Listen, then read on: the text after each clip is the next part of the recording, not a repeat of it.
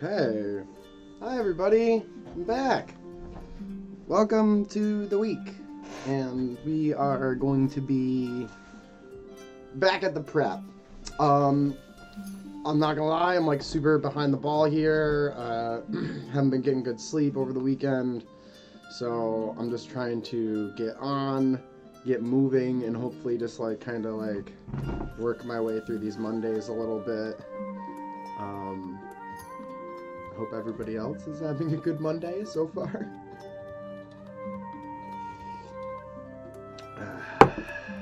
Let's see, what are we getting into today? We're gonna do some tier lists. I think we're pretty sure that's where we left off last time. Let's bring y'all over with me.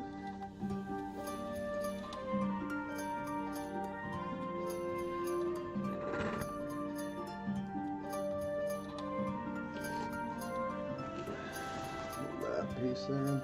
There we go. All right. Captures clean.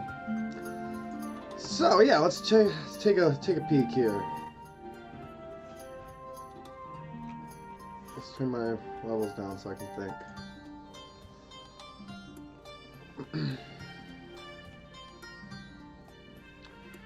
You're a few pages deep. Thick pages full. Yeah, that's right. So I kind of set myself up for success. This is one of my favorite things to do. When you're going to take a step away from either like your work or, you know, your world building, what have you, whatever you call it, leave yourself like a little clue. That's kind of what I did here. So I have like the pieces for what I need to have this next tier set at. And honestly, I think I'm going to copy and paste this.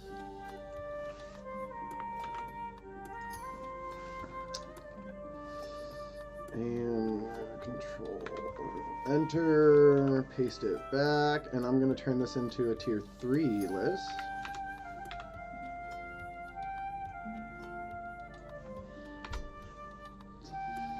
And I believe we had...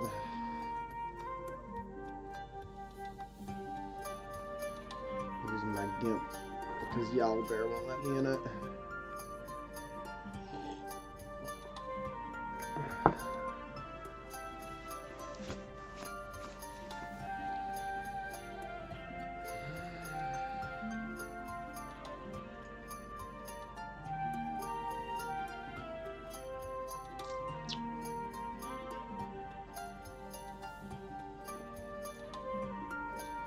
Here we are.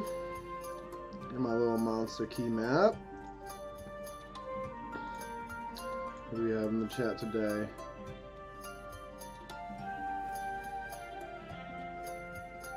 Well, I'm not sure who we got down there today.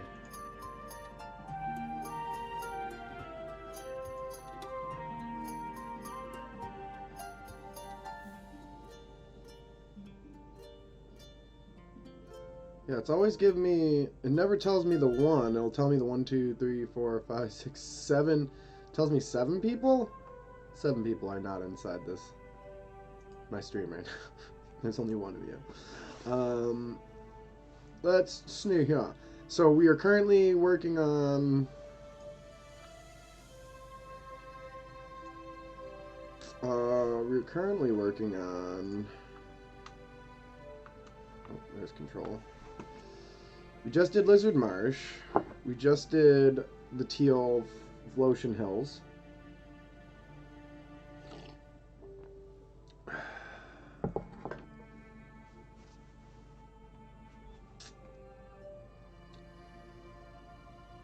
I guess this should technically be Tier 1. Tier 1, because they're immediately, well, I say that because they're immediately next to Daggerford, right? So, it's like, here, I'll draw some colors. Let me draw some colors.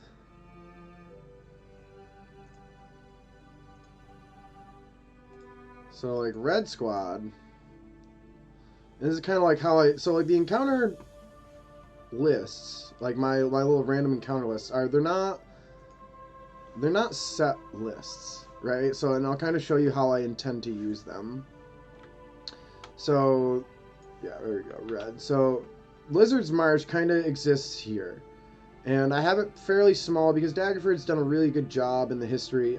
Everything I read in Daggerford lore for their modules is like Lizard Marsh, Lizard Marsh, Lizard Marsh, Lizard Marsh. So it's like they've done a good job of clearing out the marsh, if you will, of bad people. And Daggerford has, you know, come along the tradeway a little bit. So its size would start pushing, you know, other creatures away as well. So Lizard Marsh is waning.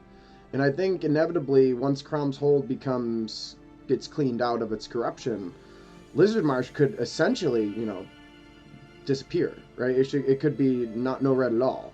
But until that kind of happens, these farmlands here would experience raids from lizard people and roaming creatures.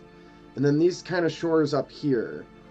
So anytime somebody's running a quest, you know, I'll have the option to, if they're running up to Waterdeep, I'll have the option to run out of Red Marsh. Or conversely, I could have the option to run out of Teal. Get rid of that. So, bring us to our Teal. Bop. Bop. And then conversely, like over here as well, like this would kind of seep in here, right? So, I mean, honestly, I might even roll 2 encounter dies for, you know, if someone's making a run up the tradeway until, like, things get cleared out a little bit and some things are put in place to kind of ensure safe travel. You know, they would be experiencing, you know, random raids from either side.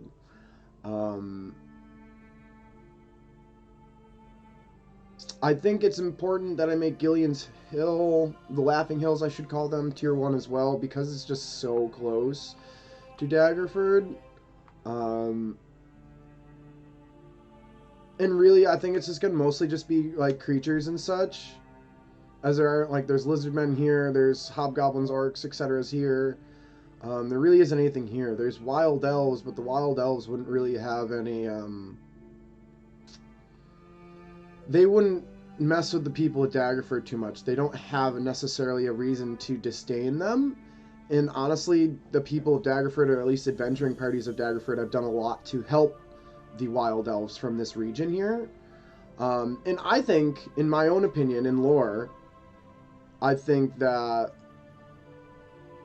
you know, these wild elves would migrate down to the Misty Forest, as the Misty Forest is one of the last bastions of wood, of forest, of wooden area, beside the Trollbark Forest, that kind of exists.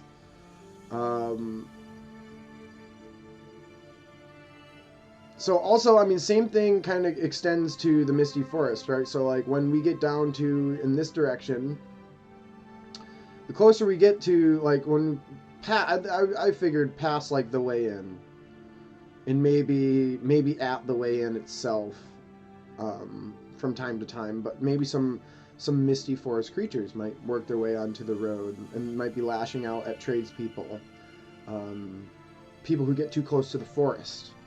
And any experienced traveler would know not to try and make camp in the Misty Forest, and you'd actually be safer camping out in the fields, as you'd be able to see the trolls coming from far away, and you wouldn't have to deal with the treacheries of the Misty Forest there.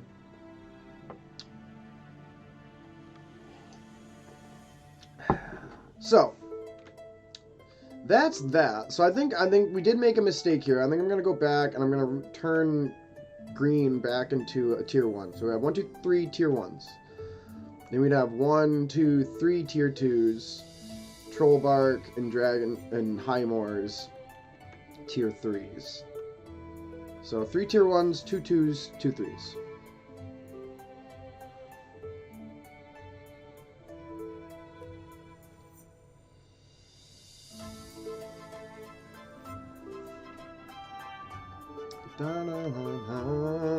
Yeah.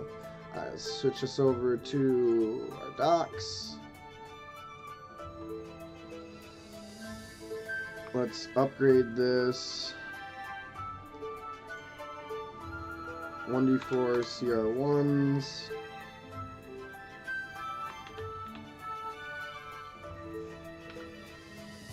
Yeah, so that's going to be a 1. Halves get turned. I'm just essentially I'm doubling the scores. Score 4, creature score 8. 1, 4, creature score 2. Creature score 1. Creature score 2. With a plus.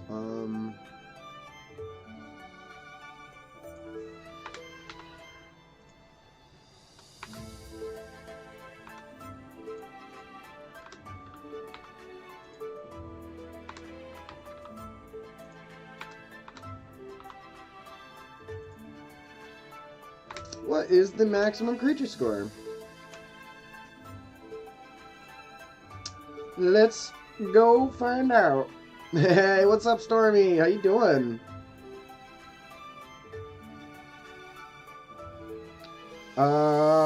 Quick, what's the highest creature score number? Go.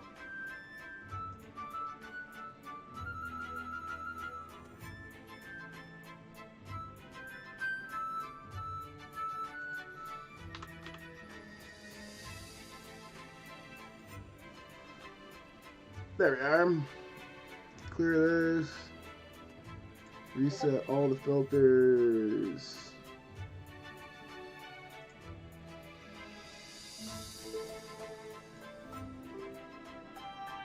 Creature score 30 is the highest. So 20 doesn't seem like it's that high. Let's see what 20's at. 20 is not. It is 30. You were in the right direction. A small adventure for your Sunday group. I thought you had a Saturday campaign.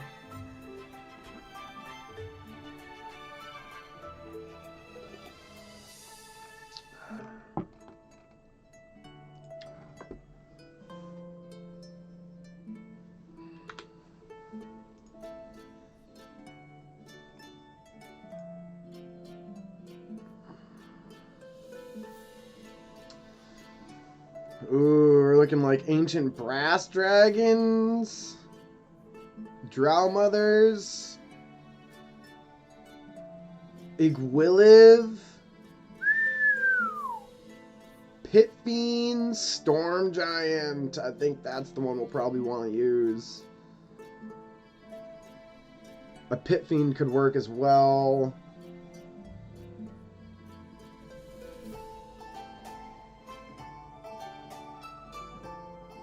Options, exciting, cool. 2 groups, nice. A Saturday and a Sunday. Oh, the weekends is where it's at. In which dying multiple times is part of it.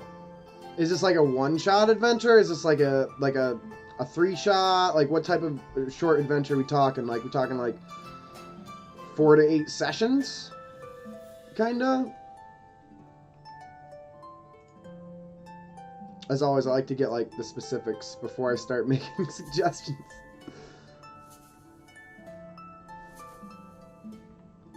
$16.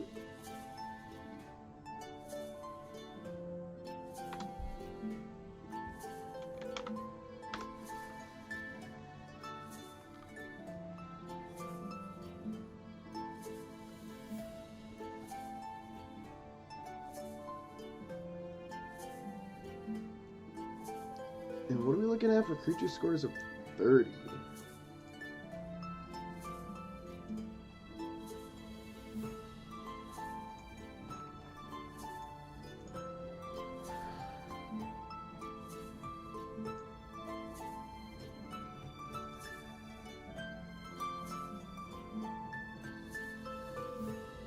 We're talking Tarrasques. There's only a couple that sit at 30.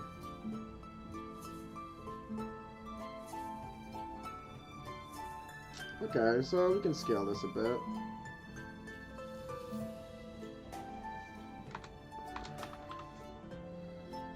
There's 16 plus 8 is 24.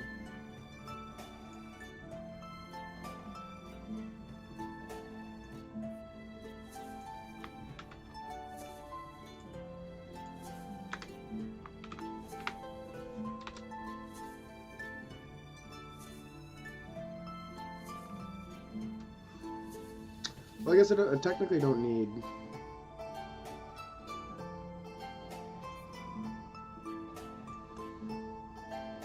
I don't need tier 4 numbers.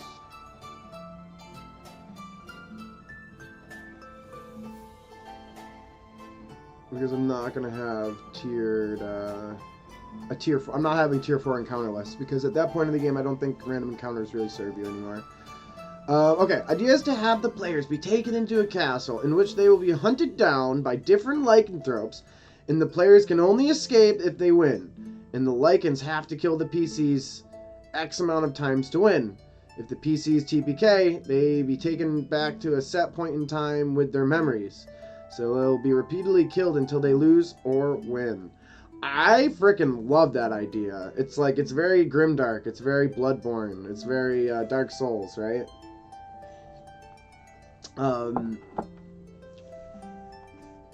But like, I think to have a neat kind of like storyline to it, to just kind of make it cute why they keep like regenerating.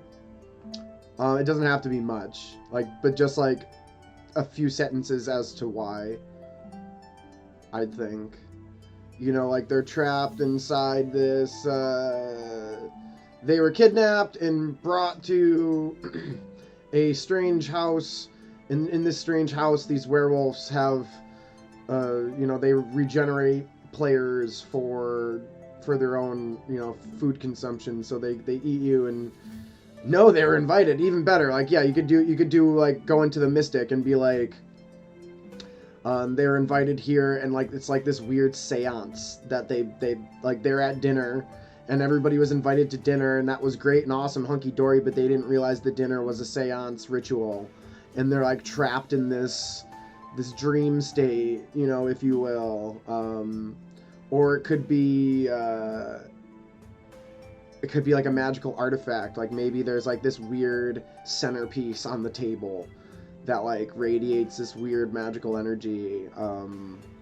You know, like you could do it. There's 101 things you could definitely do to be like, hey, this is why you just keep regenerating back and forth.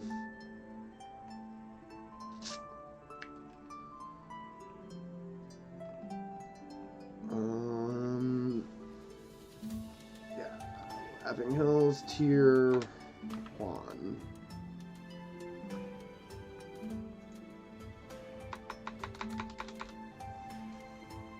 Laughing Hills.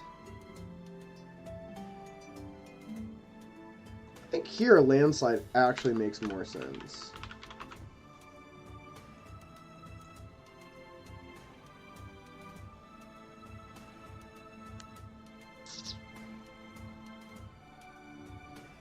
Sinkhole.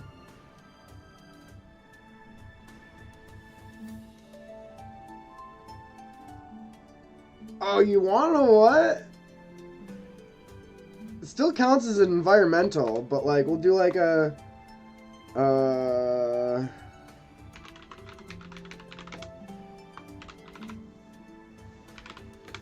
like, this is like something like most people don't even know exists as a threat in real world. Like this is like real world danger. So they found the letter on the corpse. This letter will invite anyone who is gifted the letter or gets it from the corpse. Well, I mean, I guess you could. I don't think that the last point. It could have magical properties to it, but like you could even just like let your players kind of find that out through role play, right? Like you can make them think like, hey, you can bring this letter as an invitation. It doesn't have anybody's name on it specifically. It makes you think you might be able to use it yourself. And then as they're handing it in at the door, you can say like the person greeting you notices a little bit of blood smeared on the side of the letter. They kind of smile and hand it back. Doesn't seem to worry them. You know, something like that where it's like a regular person would be like, yo, like this letter wasn't yours, but now they kind of know, and you could kind of hide it and mask it through roleplay.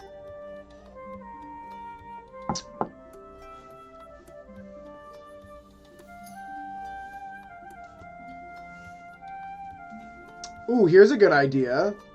Perhaps it has the name of the person that's dead written upon the bottom, and when they open up and read the letter, you read aloud, you narrate the letter to them, and then you say, and at the end, as you read the name Ted Flanders, you watch the ink magically morph into insert your character's name, right?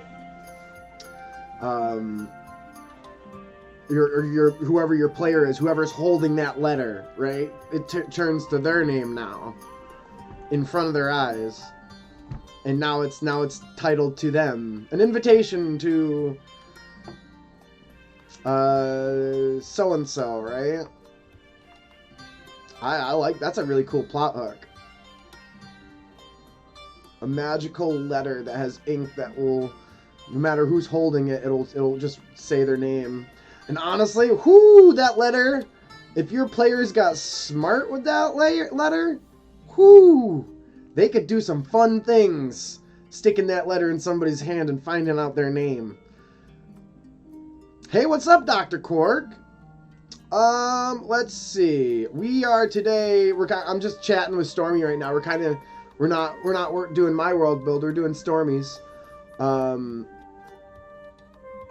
But I am working on some tier lists for some creatures here, so kind of just some, where are we? We're in the Laughing Hills, so I'm looking for some creatures, preferably out of the D&D monster manual, to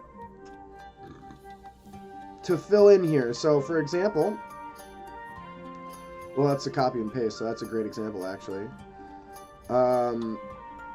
You know, these are the hills. These are hills with grassland and the Philosian Hills. So I did wolves that might have been coming out of the forest, some bloodhawks, a giant elk that might have roamed out of the forest, swarm of ravens, a swarm of bats. If it's nighttime, it's a day-night thing. What are other hill-type creatures? Some peritons kind of work because I have some infernal meddlings nearby, and I also have eagles somewhere here. Or I guess I have bloodhawks. Thought I did eagle here somewhere.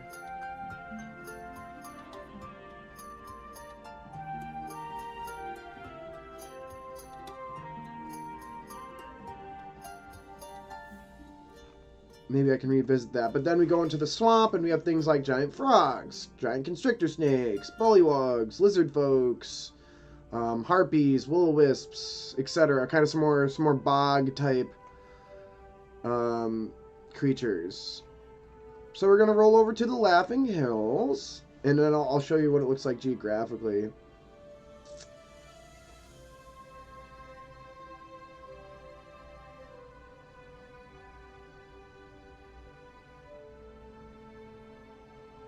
Yes, and that's actually a fair point that you bring up, Quark, is most of my encounters that I want my players facing off in will be versus humanoid creatures in some fashion.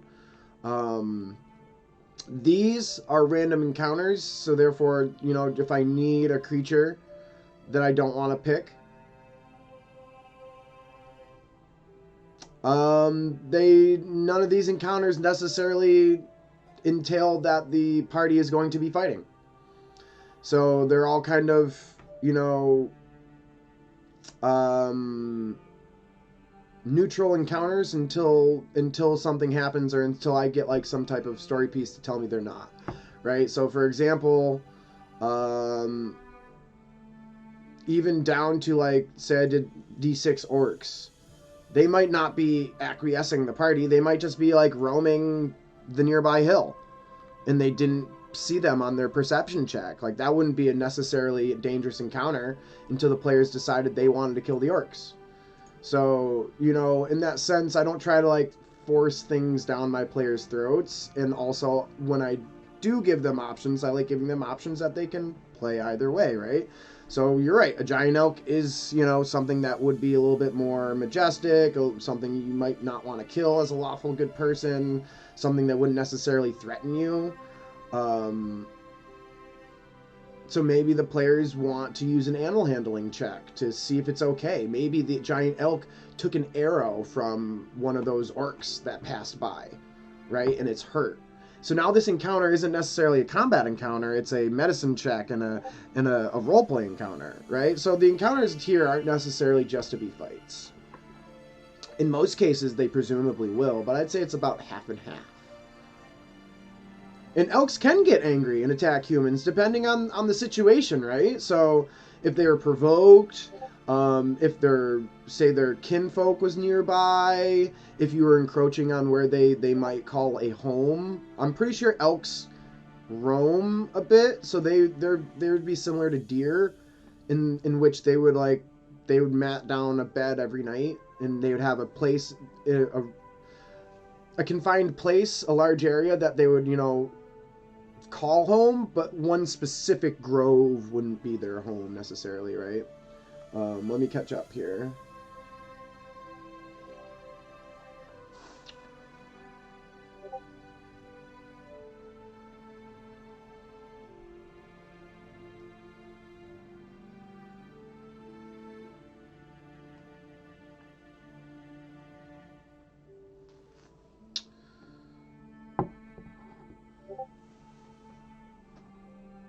Let's see. You have, well, yeah, what is it? Share away, my friend. You brought up an interesting thing about giant elks, and maybe I'll go look at that right now.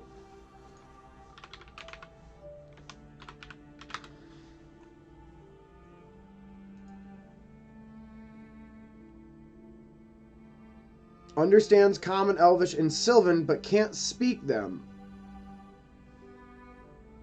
And it does talk in Giant Elk. Interesting point, Cork. Interesting point. So I like that even better. Hey, we got a first-time chatter. What's going on, Saram? So right now we're all just like world building together. Stormy's preparing something for their Sunday session. I'm preparing something for my my pay-to-play campaign that should be launching sometime in the next few months. Cork's kind of just helping out. Adventure is to have the players die repeatedly to explore the castle and find weapons, magic items. Yeah, and I think, Stormy, I think your best bet is to kind of push that into more of like a roguelike format, where you intend to have the players die, but every time they strike out into this world you've made, they take something back with them. So that time, the next time they strike out, they get a little bit further, right? So maybe they keep the items that they find when they die and come back. Maybe they keep levels and experience, right? Something in that fashion.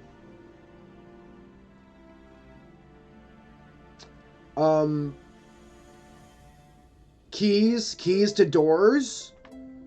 Other thing, pick what you want to be the thing that comes with them, right? I like keys to doors. That's very roguelike, where quite physically, the further you make it, the further you will make it, right? Oh boy, Dr. Cork was not kidding. This is a super long post. A high priest of Asmodeus. Serve dark powers is bound by a unique oath. He cannot utter a direct lie. However, his conversations with others are woven with half-truths, obfuscations, and probing questions, creating a web of deception.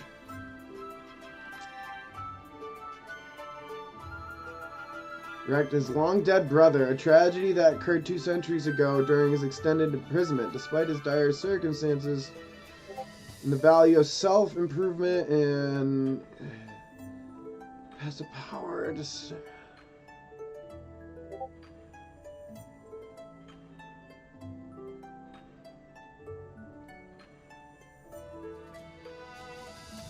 Impressed for his name, clever response to the alias Jacob, technically sidestepping any direct falsehoods. His intelligence stands out prominently.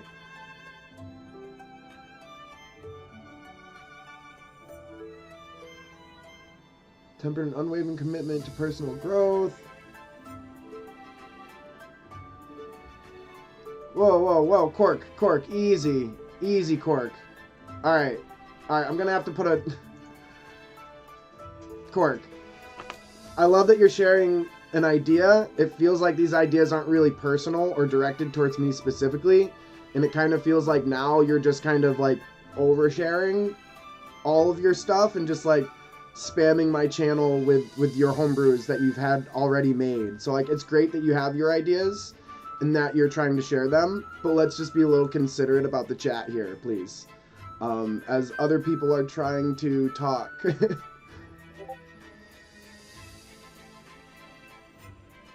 Is nothing for me, but when the DM is competent and it's not 20 euros per person per session for 3 hours. Well, Serum, it's a new thing for me. So, I've been trying to, yeah, I found what you said. I've been trying, this is actually going to be my first session that I will be doing pay to play. I'm a little like unsure about how I want to like set the stakes and kind of prepare everything, but at the very least, like, I'm putting a lot of work into it. So, you know, I'm fleshing out a fully lore-based 5e world of Daggerford. So, everything will be kind of to the book. And I have, like, everything down to, like, a 150-person, like, lot list of, like, what's going on inside the city of Daggerford, etc. So, 20 euro per person per session, 3 hours. You can't decide who you're playing with. Yeah, so it's going to be a new experience for me, you know, in all aspects. So I mean, I guess any advice that you have would be great. But yeah, 8 people, that's insane.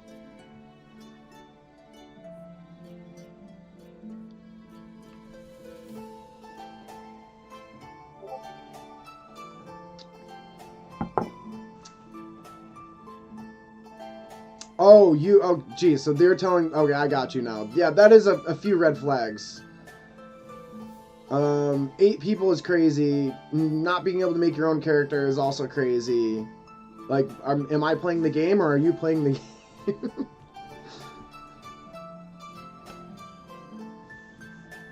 Yeah, so, I mean, I feel like it's an open conversation, and I feel like this kind of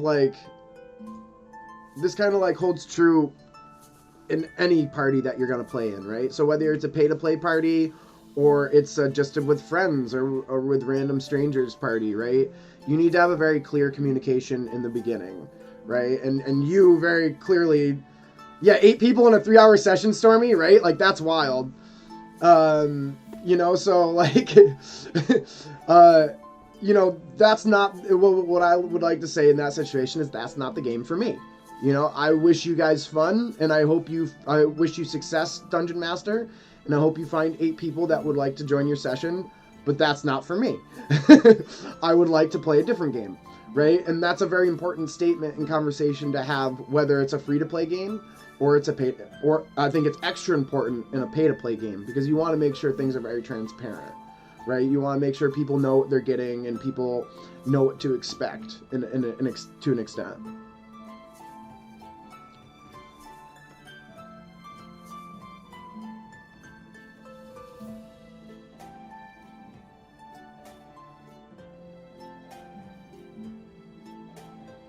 It's not an efficient game, though, or an efficient group, Stormy, because what I found is, like, when you start adding people past 4, the game starts changing, and you, specifically as the player, start playing a much smaller role, just because you need to physically make space for other people to play the game. So, like, I really don't like playing in a party that's more than 4 people. I'll parlay a 5-person, and 6-person is when I'm like, all right, I don't want to be here anymore, because, like, I don't get to play D&D anymore. I sit for a 3-hour session and I maybe talk for like 30 minutes total the entire session, because we have 6-8 people in this. And I've played a couple campaigns or, you know, games where it's been that many people, and it's always equaled less fun for me as the player, as opposed to, I think the Dungeon Master might think it's more fun for everybody, which it normally is the case, you know, and everybody sit at the table, everybody's invited, you know, all the fun for everybody. But as a dungeon master, you need to be cognizant of the people in the room, and you need to be, you know, amply giving your players things to entertain them. Otherwise, they won't have fun, right? So if you're sharing too much, that's not fun for anybody. Nothing wrong with sharing, but sharing too much, right?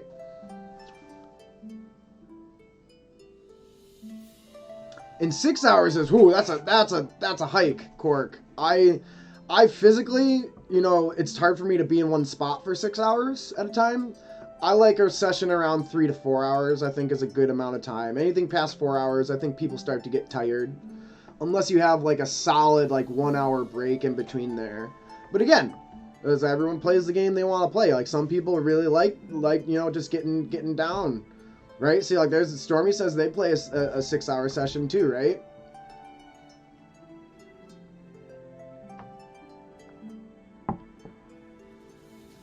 Yeah, Saram, I would just you know, just keep looking. And that I think that's the beauty of kind of where we are right now. Is there's never been a better time to play or to find a group or to find a pay to play DM. Just keep looking. You know, it's if you're expecting to get a group for a free-to-play game, you should give yourself anywhere from a month to 3 months of time scouring the internet, I think, to find a group. And there's no guarantee that group will be a good one, right? Or one that you enjoy to play with, right?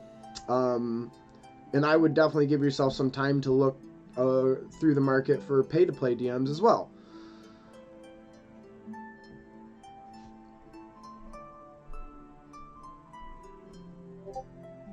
No.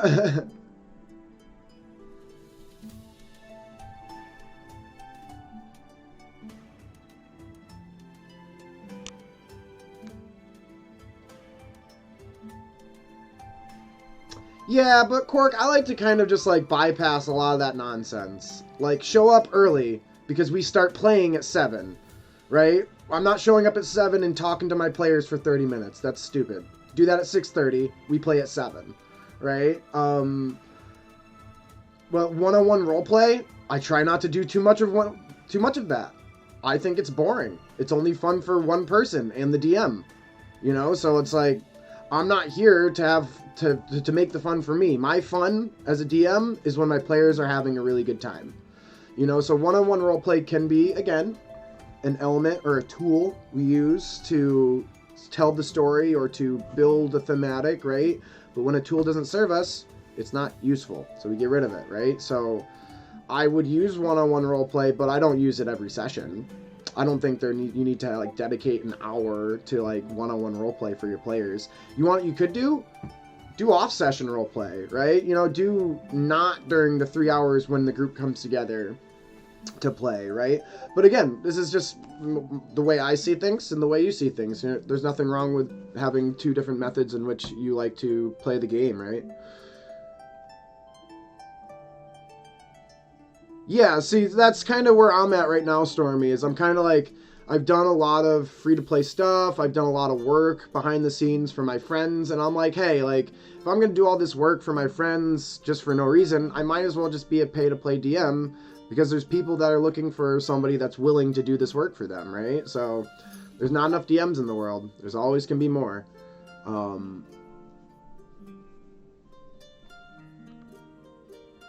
Yeah, but that's Matt Mercer and a bunch of paid actors. And it's not... That's a show. That's not D&D.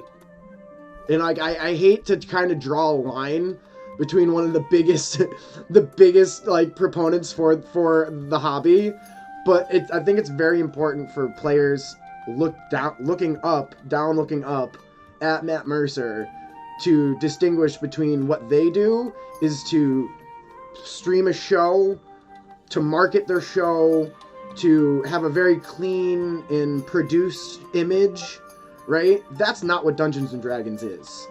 They are doing something different. They're all voice actors. They all get paid a lot of money to sit in a booth and do voices for shows and cartoons that we watch, right? These people are immersed in finance, and immersed in talent. And that's not what the majority of the community looks like. And that's not what the majority of Dungeons & Dragons games looks like. So I think there should be a very big bridge between those two things. 8 players is absolutely insane to have for a game. When all 8 of those people are now taking 4 to 6 hours of their time, whatever you want to call it, out of their week, their hardworking week, to now sit and share some airway time with 8 other people, right? It'd be different if those 8 people were getting paid money to work a job and sit there and share airspace with 8 other people and play a game that's supposed to be a show, you know? But me, personally, I don't know if I'm speaking for everybody here, I'm speaking for myself specifically. Unless I'm being paid, do not want to sit there and share with 8 people a 4-hour session. That sounds so atrociously bad for my gameplay. I have ADHD. I need stimulation. I need to do things. I can't sit there and do nothing. Now, if you're going to pay me, now if it's a job, right, it's a different story, right? So I think the limelight of Dungeons & Dragons has really changed the perception of what people think of the game. And some for good, some for bad, right? There's a lot of people who never would have played Dungeons & Dragons if they never saw Critical Role or Dimension 20, right? So it's a good thing for the community. I just think it's important that we have transparency and some clearance,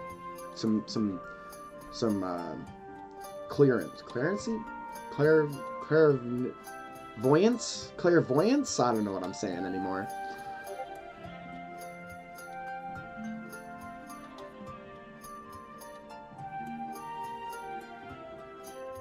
Yeah, I think that's the hard part with finances, but that's the cool part about D&D is like anybody can play for free whenever they want. Just if you build it, they will come.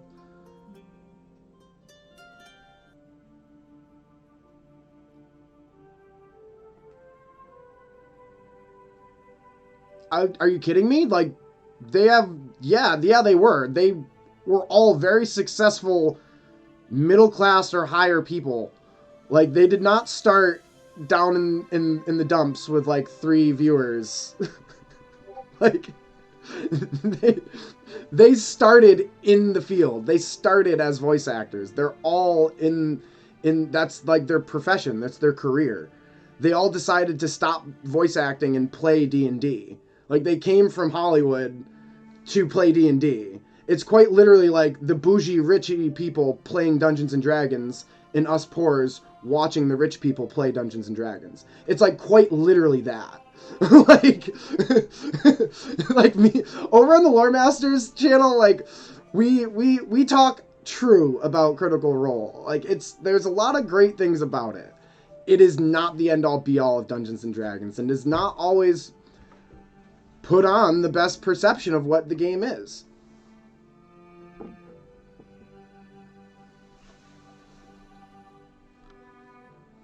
I think maybe a difference that we could be seeing here, Quark, is a style of play.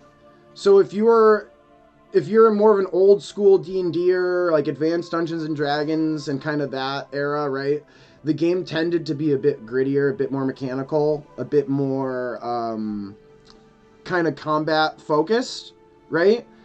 I like to now that I've started playing 5e with different people and experiencing different things, like, I like playing a very roleplay focused game where I just sit back and let the players make all the decisions, you know? So, like, a lot of the session can just take place in one scene because the players just need to talk and figure out what they want to do, right? So it's like, if you were minimizing all that roleplay and all that intercommunication and your players weren't chatting and talking and it was a more old school game, you could probably take 6 to 8 people and run them through a lot of content fairly fast, right? If you're getting rid of all the fluff, but we're all about the fluff here on my channel. Like, yeah, I'm glad we're all in agreement on CR.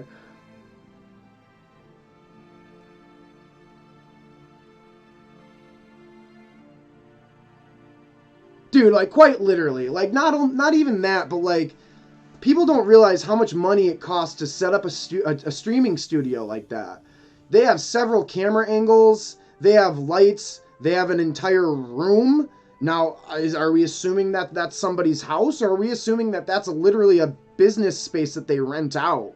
Like, how much money is their overhead just to run that room that they meet in, right? Like, so it's like, they got the budget, they've had the budget, and now maybe they weren't like a multi-million-dollar organization, 3, 4, 5 years ago, but they definitely started with capital, whether it be their own or somebody else's, As if me as the player? Hell yeah. Oh my god, I love it. It's the best. It's where you make these relationships. It's where the game becomes real. It's where your character comes off the paper. Me as a dungeon master? Not always. Sometimes I'm just waiting for them to make the decision. But I feel like a lot of times I am personally floored by, the characters that people want to put on or present. And in that same conversation of like, we're not a bunch of Matt Mercers and we're all just doing our own thing to the best of our ability. I'm really impressed sometimes at what people put out, because I don't expect them to maybe be that good or do such a good job. And then they blow me away because they're passionate about it,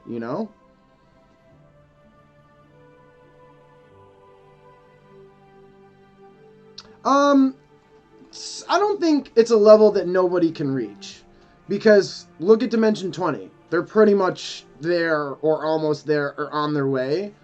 I just don't think it's a seat that many people can have. There's only so much room in the market to have your top person, your top 2 or 3, right? I think there's a bunch of other people that do a very good job, but I mean, as proven very specifically by just like my channel here, there's a market for small-time people to, chat individually and discuss the game and be, a fan of the hobby, right? So not everybody needs to be, or not everybody wants or is looking for kind of that big limelight show, right?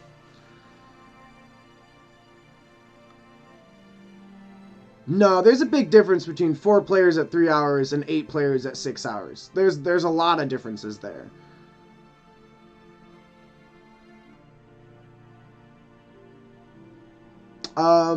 And I mean, like, I don't think the differences would necessarily change your gameplay. I think your gameplay might change which side of that, you sit on, right? So the way you like to play might push you towards a shorter session. But I feel like, like character flaws and stuff like that, and, like characters coming to life, I feel like that can be had in any fashion, it really just all comes down. And I think this is the beauty of Dungeons and Dragons, and I think this is another one of the reasons why I kind of, me personally, I differentiate from Critical Role or that big limelight show, is because Dungeons and Dragons doesn't look like one thing, and to have everybody focus on one show makes us all kind of think it should look like one thing. And I think the sooner everybody in the community realizes that D&D looks like many things at once, the sooner we all get much closer to having a better conversation about the game with each other, right? I think it's like almost insane to think that your game should look like my game. Oh my god, no, your game should be entirely different than my game. We're 2 different people, right? Like, we're two entirely different dungeon masters. Our inspirations are different. Our passions are different. Our skills are different, right? Our party can be made up of different people. Like, the game's gonna look different at every light. And like, even as like, you can take the same DM, same 4 people, and then add 1 person in after playing for a year. I've done this before several times, where we're like a year or 2 into a campaign, and we just, because we're friendly, said, hey, yeah, you can join us. And then that person adds, and then the entire dynamic changes, right? So, like, the game is supposed to look different. The game is, and I think, because I learned D&D from my stepfather, who came from Advanced Dungeons and Dragons, I feel like there's an older perception of the beginning of D&D time where everybody thought or tried to play the same game. And if you play D&D with one person here and you play D&D with somebody over there, you're playing the same game, the same rules, the same role play, the same everything, right? And there's a beauty to that, to this Western Marsh idea where everything's interconnected. But even if you've ever been participated in a Western Marsh, like, the games look different. No matter what you do, it's going to look different. And so I think the sooner we kind of accept that and find the beauty in that, we kind of get a little bit closer to seeing the coolness in everybody else's vision. We get a little bit closer to being like, yeah, that's fun for you. Awesome. And maybe I'll get a cool idea because of it.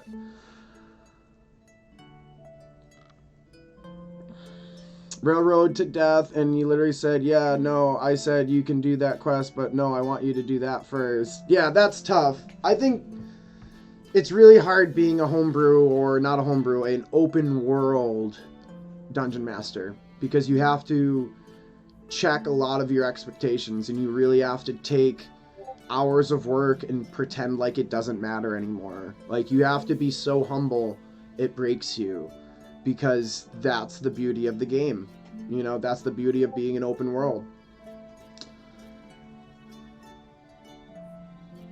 No, I wasn't trying to, like, point a finger at you either, Cork. I'm more or less, this is a conversation I've had several times, whether it be here or, you know, just privately on the Lore Masters. Like, you know, it's definitely a common topic that we've talked about. The Lore Master themselves has questionable opinions about Critical Role. Kind of where this all started for me, you know. So, and it's not to say that people can't like it. Like, I like that everybody likes it. There's a lot of clips that I like to watch. I think it's really cool seeing a D&D short. You know, I love Laura Bailey. I love, you know, like, I love so many things about Critical Role. So don't mistake my points entirely.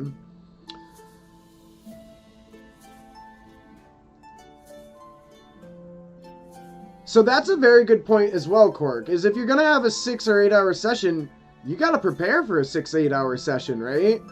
And depending on how you play and where you go and what you're doing, that prep looks a lot different for a lot of people, right?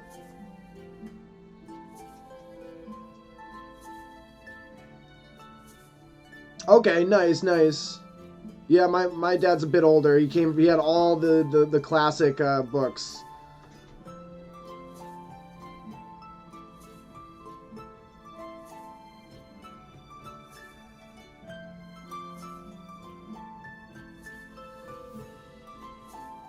It is hard. That's like a Western March, to pull it off is hard. It's a lot of work, and it doesn't always apply the way you think it's going to, or the way you want it to, right?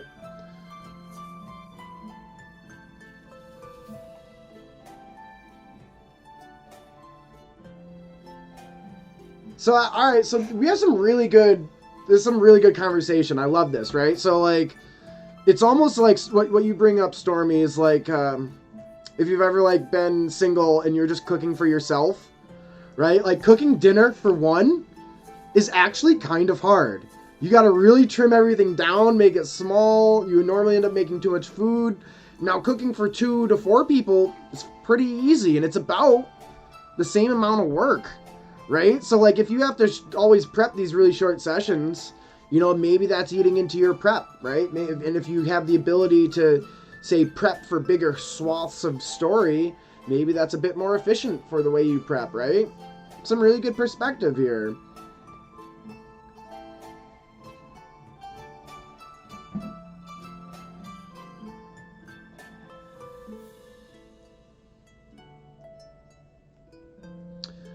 And then also I think, like, frequency of every time you meet comes into play too, Quirk, right? So, like, say, like, I've experienced, like, when we have a once a week session and everybody shows up every week and you're like, boop, boop, boop, boop, boop, and you get like 2-3 months of back to back to back to back, it's not a big deal that you have a short session, right? Because everybody's showing up, everybody's on time, it's prompt, you get out what you need to get out, and then you'll reconvene next week, right? If you have parties that kind of skip sessions here and there, and it's like, oh, we gotta take a week or two off because of this, or people are late a lot, that can definitely play into, how long your session needs to be as well, or how long you like to have it to be, right?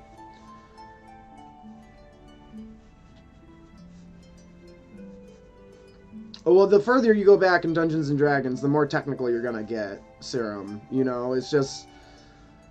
I think that's the beauty of 5e, is how simplified they made the system. It's almost like this blank canvas, is what I like to call it. Makes it really easy to tell stories and have fun when you're not worried about the taco and caught up with all these percentages and, just simplify it, dude. I think people have taken that a step further with the D6 system. Like, if you ever played like Blaze in the Dark or something like that, like, why do you need 20 numbers when you could just use 6, right? It's pretty funny, but you can make a system, like, why have an arbitrary number to pass when we could just have a pass-fail system? So there's so many systems, there's so many ways to play, and I think the simpler the better, to an extent. I like the mechanical min-maxing of dice play. I like being able to pick abilities and buffs and stats and mix things together to, make my chances go up. And I think when you minimize the system too much, like to a D6 system, you don't really get that anymore. You don't have any room to play around like that anymore. It's much simpler. It's much more about the story at that point.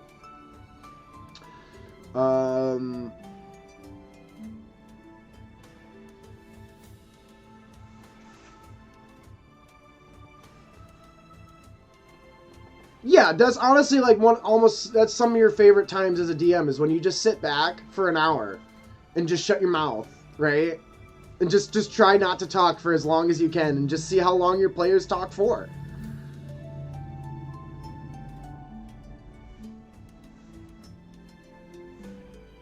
From 10 base, yeah, that's so much. So in the same conversation, it's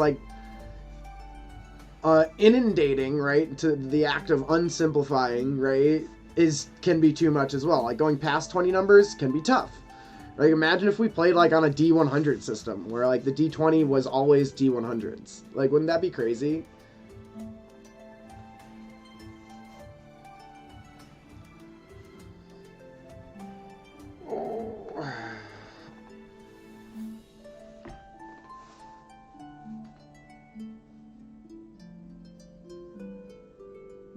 Yeah, Quark, I think what it really comes down to, I think, I said it, I'll say it many times, I'll continue to say it, it really just comes down to, what's the game you want to play, right? Who are the people you tend to play with the most? What are those personalities like, and what do those types of people tend to like, right? I think all of us have our own little communities or our own little circles that we abide by, and that's going to shape what our game looks like, right? It will. Hey, LeBlanc, welcome back.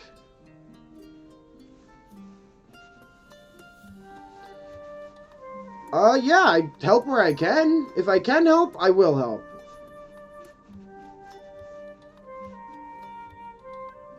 A stat for reading? What even is that, dude? Why are you rolling a stat for a 3rd grade skill? What even is that?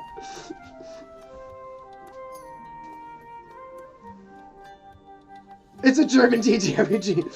Well, if it's anything like the what's the tank? The Panzer. If it's anything like a Panzer, if it's anything like a frickin' Volvo. Yes, people read at different rates, but having a basic reading skill is a 3rd grade level, right? So if you were playing an accomplished adventurer, unless you're trying to do the dumb barbarian trope and your intelligence is a 6 or lower, but even I think at a 6 you'd still be able to read. I think the conversation of not being able to read with a player character comes at 3 intelligence and lower, in my opinion. There could be some Jeremy Crawford ruling on that for 5e. It might be worth a Google search, but like, Das Schwarz Og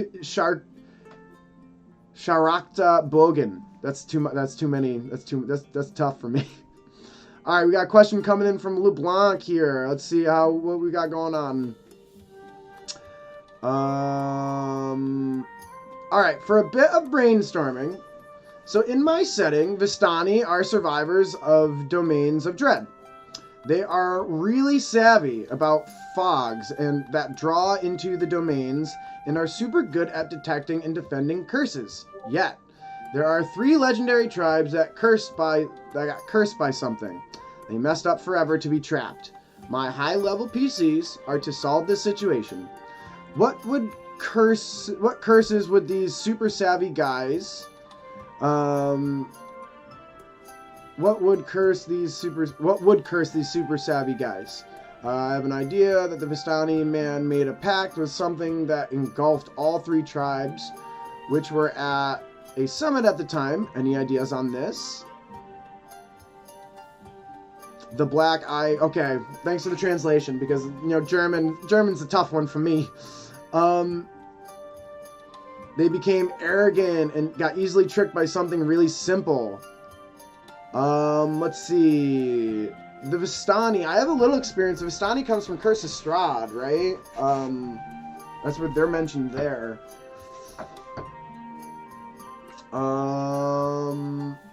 And they messed up. So you want your players to unsolve this curse?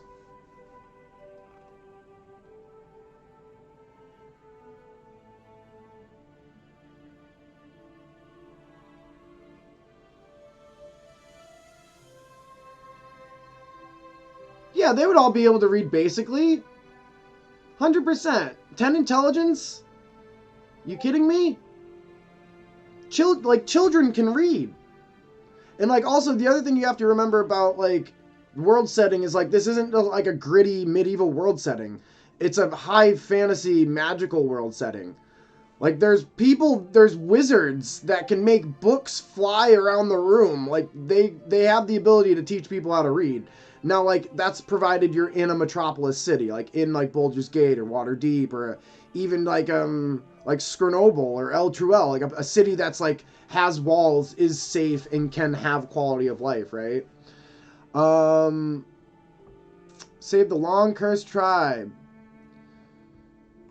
During the Renaissance times, European male literacy was 5 to 10. Yeah, but this isn't Renaissance times. Like this isn't. It's not that. Like I see the point you're making, Quirk, but like we have to remind ourselves that like this world has been enriched with magic for like 2,000 plus years. Back to LeBlanc's question here. I think Stormy's initial idea was really good. I like the arrogance. They got easily tricked into something. Vistanis are travelers. Maybe they made a deal with like a hag. I love hag work. Maybe they thought they were making a deal and their hubris ended up making a curse where they thought that this was going to be a good deal for them. They wrote down in blood on the paper and they signed the dotted line, and then the hag laughs and is like, you guys are way too freaking arrogant, you know? But like, what are the story points behind that, LeBlanc? Hard to tell. I think that's kind of where you come in, where you know like what your pillars are, what's important. But like I literally played an entire campaign, I think for a year and a half, that was all about a hag and her manipulation and a couple curses, right? You could take that idea and you could run with it.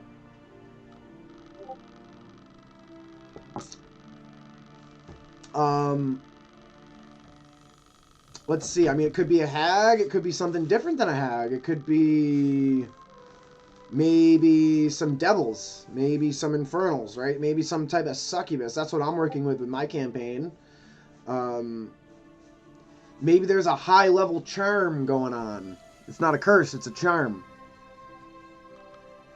Raphael, yeah, you know, like, I think that's one of my favorite things about that storyline, is that in the midst of all this illithid astral invasion that's going on, the devils are still there, weaseling their way in between the cracks, trying to make deals to acquire power, you know, like, they don't ever stop. They work behind the scenes. They whittle them their way in, you know. So I love that plot. I love that whole concept of like a side story.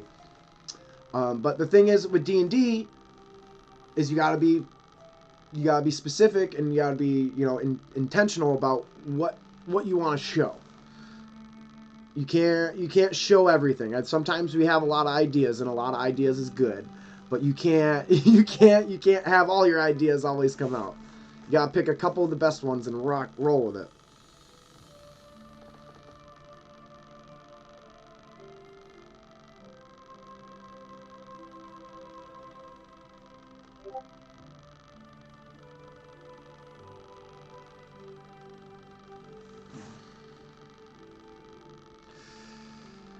Yeah, there's always outliers, Stormy. I think that's a great point.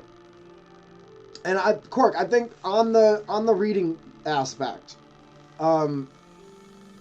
if you're talking about 5e timeline wise, most games are played like 1485 forward, or like in the 1400s, in that range, right? So like at that period of time, magic has existed and civilization has existed for over 2,000 years. Like, we have the entire history of the elves, dwarves, of Faerun before the Spell Plague, where we have entire kingdoms and dynasties that were built and destroyed. And then you have the Spell Plague after, where you have the humans that come and join, and you have cities like Baldur's Gate and Waterdeep and Daggerford, and like even like you can go off the coast. Like, there's more cities that go on and in. So it's like, in some of the smaller towns lost to technology and lost to time, yeah, some illiteracy would exist. That would be common for a commoner. Would it exist on a common threshold for the majority of the people in the cities? No. Not even remotely close. Like, literally, they don't even have to teach people how to read. They can cast magic mouth on a book and give it to a kid, and the book will teach the kid how to read. Like, magic is so powerful that you bypass all of these things that normally would concern us in human life, right?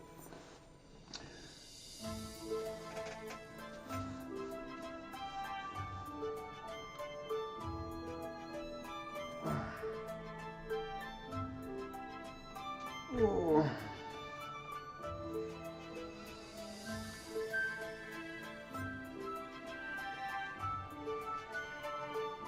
Da-da. You do not have English where half of the words are pronounced differently than written down. Oh.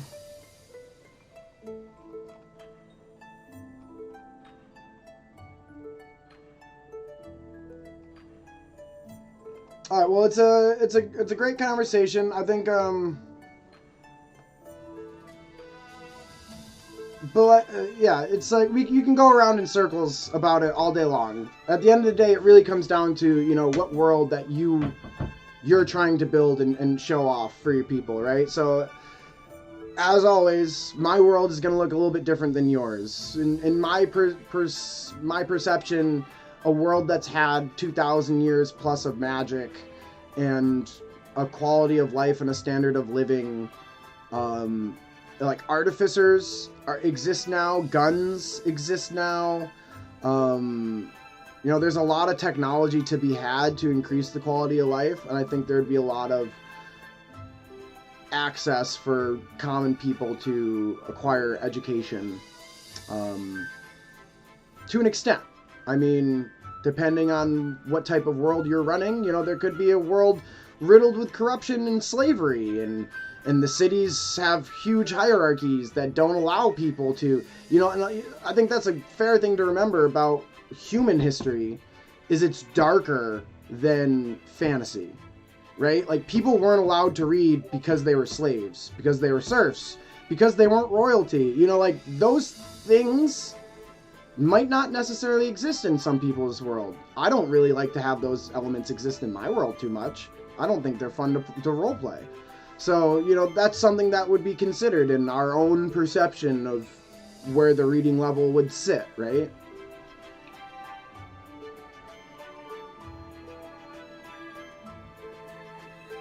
Like, the book press is a very good point, Quark. When the book press was created, it, like, from that point on the timeline, reading went like this on the scale. Once we were able to mass produce books and press books, reading blew up like crazy. Now, artificers have existed for almost 100 years now in D&D history, right? You don't think they got a bunch of magical book presses? They can make juggernaut suits of mechanized power armor. You don't think they don't have a magic book press, right? You know, so it's like, this is totally ADHD conversation. I love, let's just bring more positivity back to this, right? Because regular people won't have these conversations. And these conversations are what my brain needs. Like, I'm thinking about all this stuff all the time, but regular people won't ever have, they don't like these conversations. It's too much to think about, right? Like, it's also why we play the game.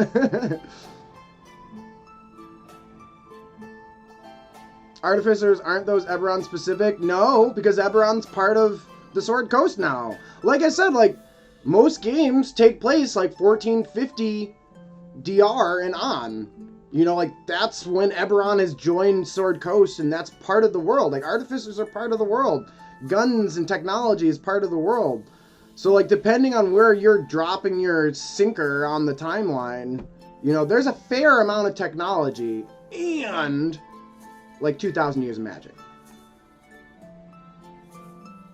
Oh, it totally tracks us. Because you want to know what the thing is about D&D?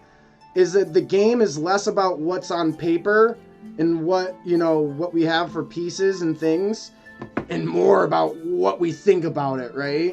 Like, if you can just think about a game all week long, that game resonates so well with you. You love it, you know, like, it's all about the immersion. It's all about turning this brain thing on.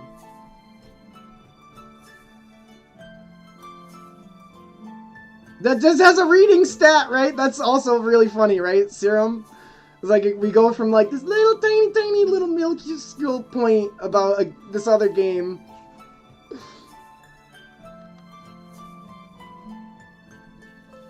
Plus, like, what does wisdom have to do with reading?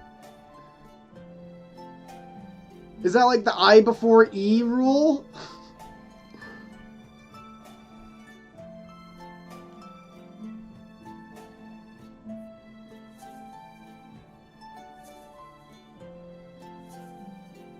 Interpretation, I guess. I think reading's very literal. I guess it all depends on your roots, I think. You know, because I'm just English. I'm just an English. I have one language and that's it. So my language is very literal. There isn't much to interpret. You know. I guess in my opinion. Correct me if I'm wrong. If somebody has a different perspective.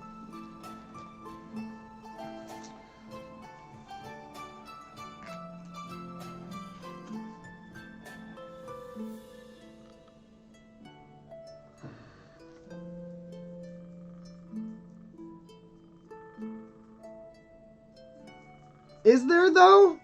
But like that's like common math, right? So like that's like in practice. So like to like counter that, like is there a difference between counting your money to 100 or making sure you have 15 donuts to sell to the guy who bought 15 donuts? You know what I mean? So like math can get really, really simple for people. And it always has been. Like I think like the abacus and like counting on your fingers is the basics of like 1, 2, 3, like the physicality of math, right?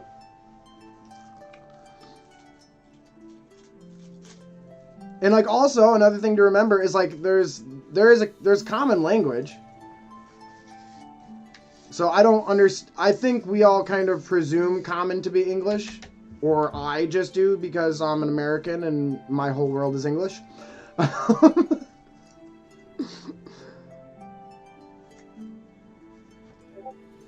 Math is entirely different stat. I can't stand this game. What it's called? DSA. Like it's not even Dungeons and Dragons either. This is something entirely different.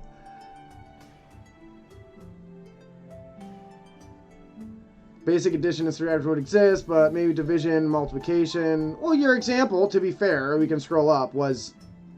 Oh, okay, I didn't see the multiplication. I thought it was plus plus. So 7, so you did the multiplication. So to be fair, Cork does have a point. Yeah, like, I think long division, multiplication, like, that's when math starts to become more difficult. And I think you need a grander... cerebral comprehension. But then, hey, what's up, Sheezy? I think, like, on that ADHD brain, like, some people just have that cerebral comprehension. So, like, for me, math's always been easy. Why? Because I can visualize the numbers in my head, and I'm not scared to move the numbers around to make things easier for me. I don't need rules, and I'm not confined by them to do math. And I learned this when I was a substitute teacher a few years back, and I was subbing for math, and this kid was stuck on a problem. And I'm like, why don't you just solve it this way? And the dude just like threw his pen down and was like, you can't solve it that way. That's not how we're supposed to solve it. And I'm like, but it's math. Like, who cares how you solve it? You just need the right answer. Like, so I think the people's personalities definitely play into math. People's, cerebral positioning kind of plays into that as well. Also plays into language comprehension too, I think. Plays into a lot of stuff. Just the type of brain that you have, right? Yeah, to a basic extent. Like, I think to a basic extent, like, day-to-day life is like, people were able to live. People were able to have stores where they sold things. People were able to, like, the human body and brain in and of itself has, like, a basic comprehension. There's outliers in every conversation, but generally speaking, there's as creatures, we're kind of just equipped with the basic skills to have basic comprehension of things.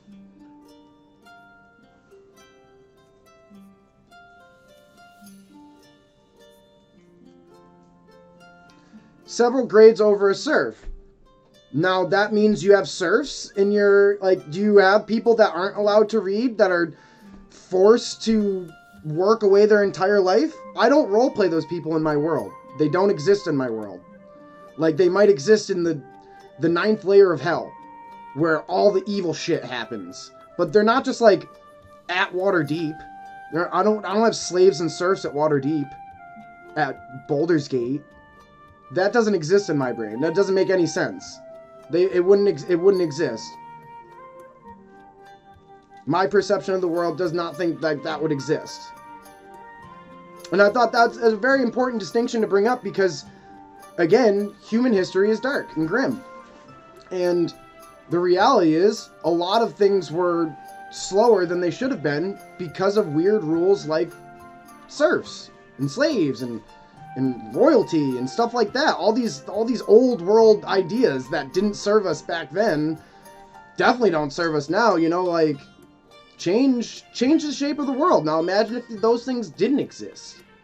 The world would look a lot different, right?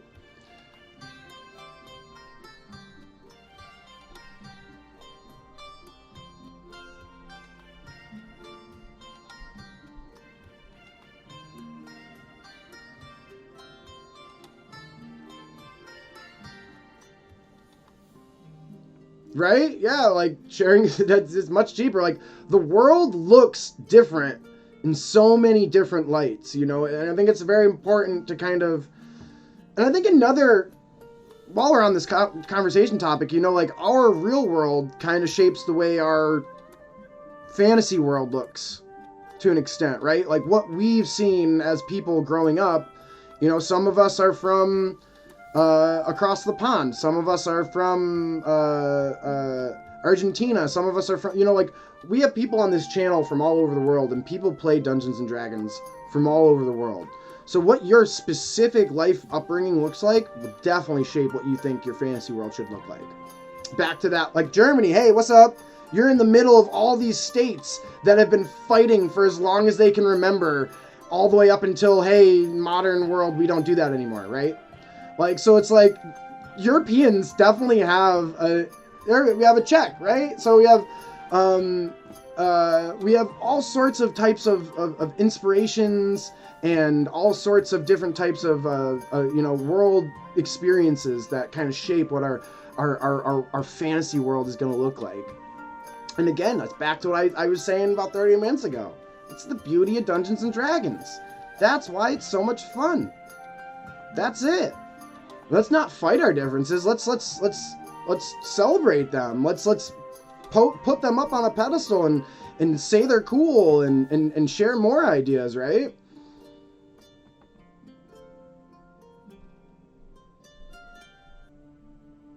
It looks like a fantasy land.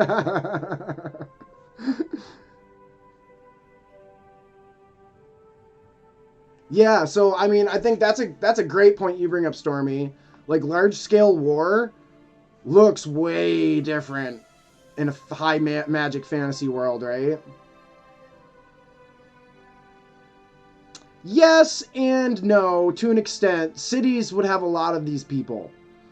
Like cities would have entire organizations of artificers. They would have an entire school, and there would be multiple artificer organizations profiting, teaching. You know, same thing with like wizards. There would be a library and a encapsulate, a wizard school, a sorcerer school.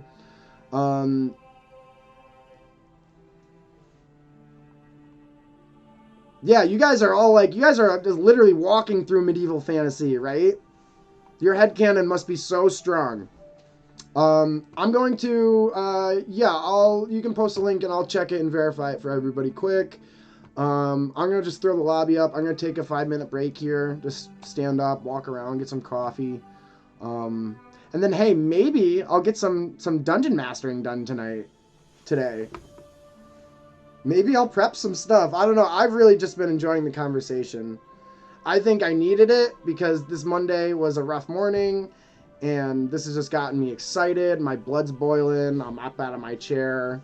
I'm having fun. So thanks, everybody. I appreciate it.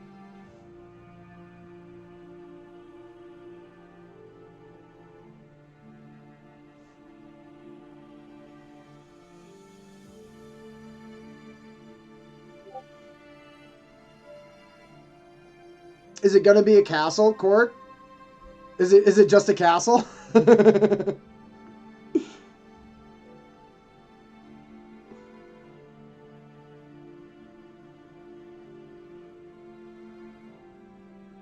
is a castle! It's just a castle, everybody. So what's something we can say about this castle? I love that it is mostly of square fortifications and not, you know, inundated with all these round towers and fortifications, which are really hard to build. This castle has a very high perch, which I think is a big example of how geography kind of distinguishes where castles have been, where power lays, and, you know, where people have fallen. You know, geography is very big. It's right next to geopolitics. And then third, I like the expansion over, you see on the left side, the whitewashed kind of house on the side that's kind of been built on. I would believe this to be kind of like an extension of the castle, which doesn't look like it was always there.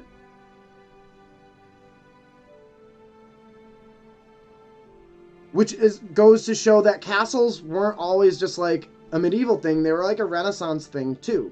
They have history. Castles were used for different reasons at different times. And the purposes of castles kind of started to change as we came further forward in history, right? They are, but they're cheaper and easier to build.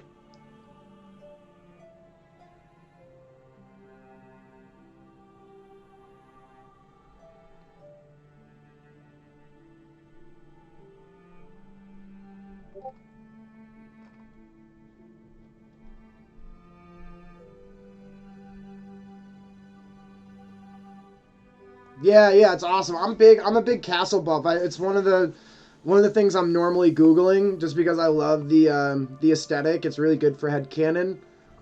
Because I don't get to walk around and see castles as I live in America. So, internet. But I'll be right back. I'll see y'all in about 5-10 minutes, okay? Oh.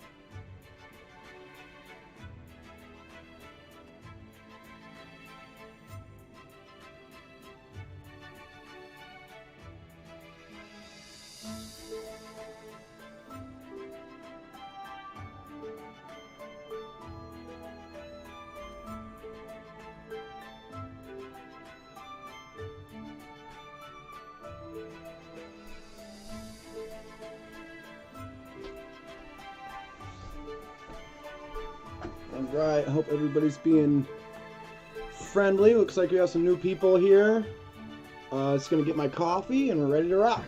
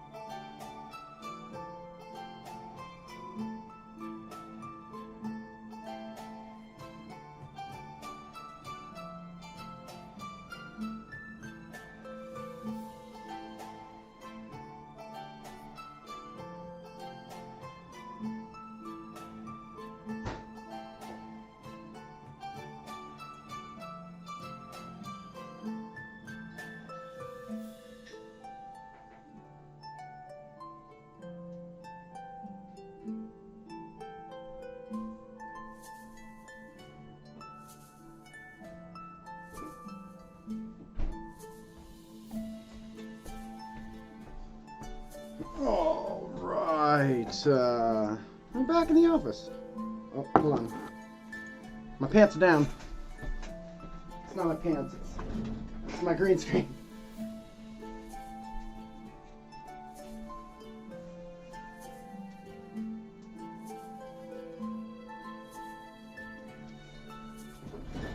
Alright, I fixed my green screen. Hi, hey, what's up?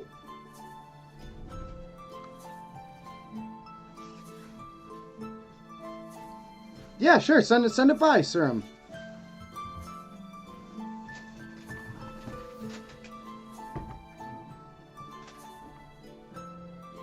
Let's see.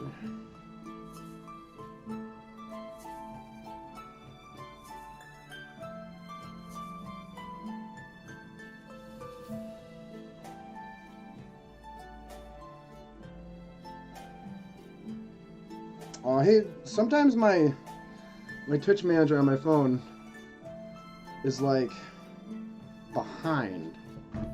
Weird. There you go.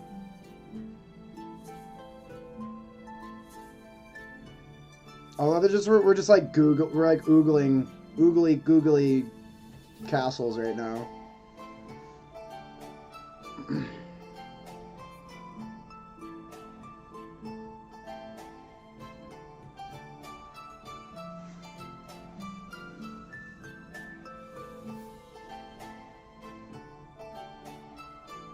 Oh, you know what you did, Serum? You put me into German Google. Bilder is image. Ale is web. No, it's fine. I'm joking around. That's beautiful. Was this originally a castle? Ale is all. Okay, cool. Thank you. Was this originally a castle or is this a cathedral?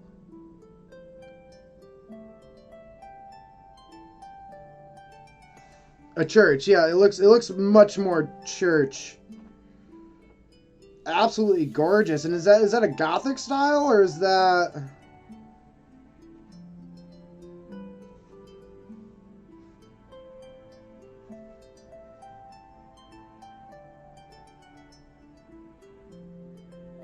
And what is that made with? Is that steel? On the outside, all those like kind of I don't know what they're called, but the designs. All right, we've made it into the cleric's favorite part of the stream.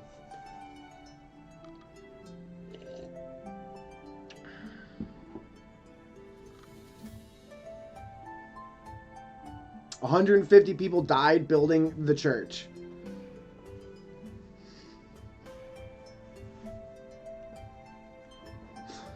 Just gonna leave it there. It's gonna drop it right there. Alright, let's see. I need to at least get this other list done today. We can do this today.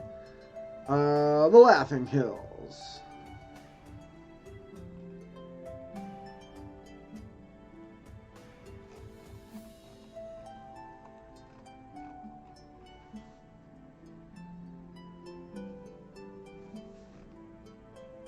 Oh, you wanna know what?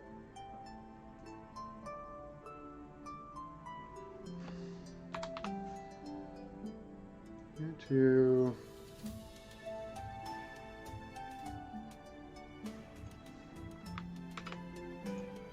We do need to do this down here. It needs to be tier 3. Misty Forest. Please put Phoenix there. Yeah, but where is it? Where it's gonna depends on where it is.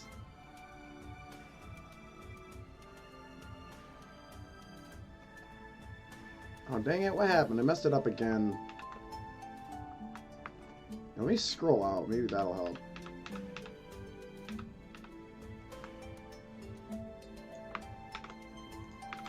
There we go. Tier 3. That's why. There we go. I guess the Laughing Hills could have a Phoenix. The Laughing Hills are going to be tier 1. I gotta get rid of this. I gotta do another... That's why I was confused.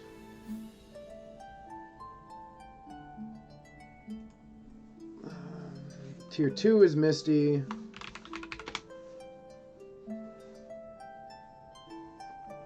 Right? Yeah, Misty and Pink. Misty, Pink, Orange. The Forlorn Hills.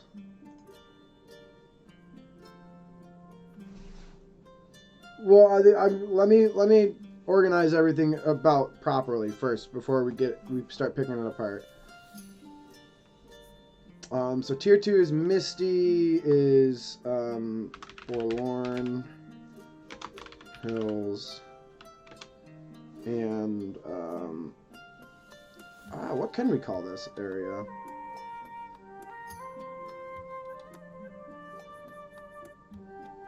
Maybe y'all can help. I'll bring it up.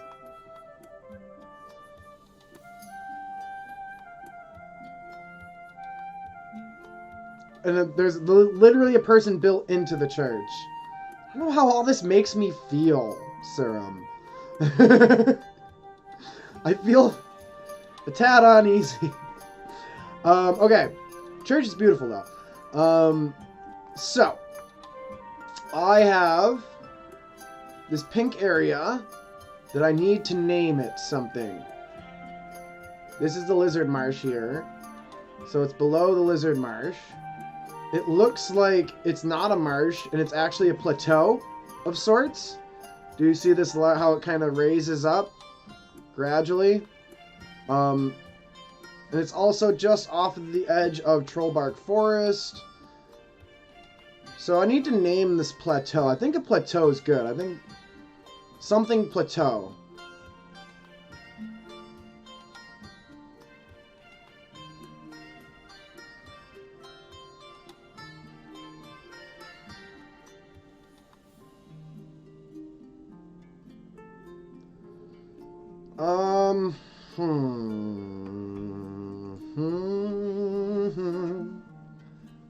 Misty, Trollbark, Forlorn, Flotion.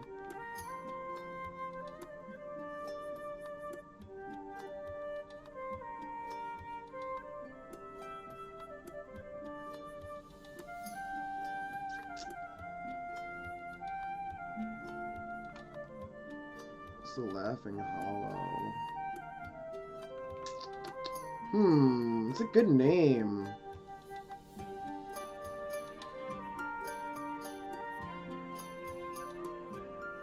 Yeah, but like that's on par for like weird religious people stuff. We're all about putting people into altars and stuff like that. Freaking weird. They're all a bunch of weirdos. Yeah, maybe we call it the Weirdos Plateau. Maybe we call it Lizard Marsh. Maybe something with the coast. Coastal names.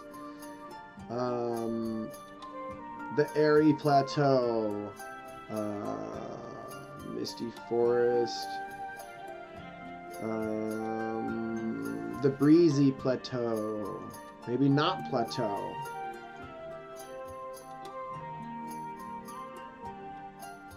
Maybe Cliffs.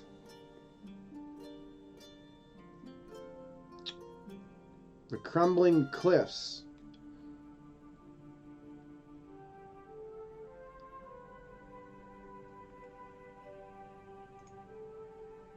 The Wet Plateau. I like it. Let's just start throwing words, though. That's how you get there. Cliffs is a good one. Maybe the Crumbling Cliffs. The Rising Cliffs.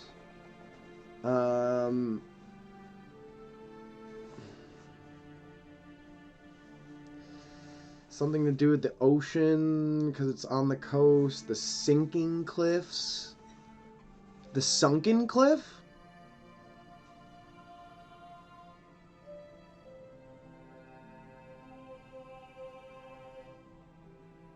Oh. The Sinking Plateau. The Sinking Cliffs. What do we got? What are we thinking here?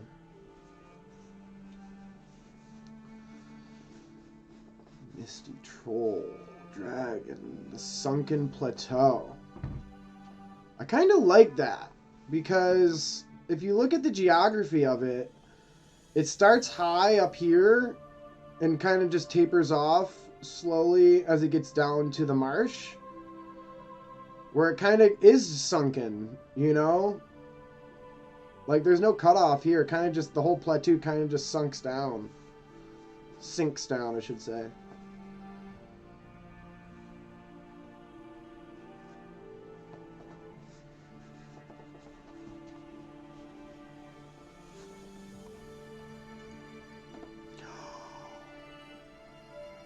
Ooh. Yeah. Oh. Get yourself a Theracane. One day they'll sponsor me. I have so many streaming hours with their Theracane.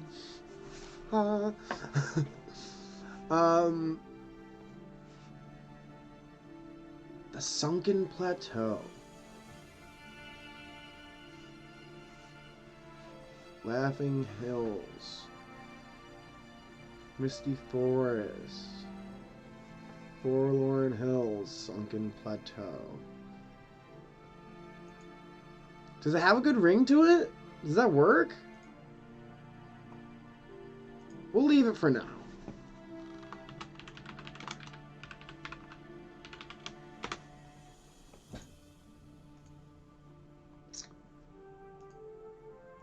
We'll leave for now. Okay, so this is a tier 2 Misty Troll Bark Forest, the High Moors.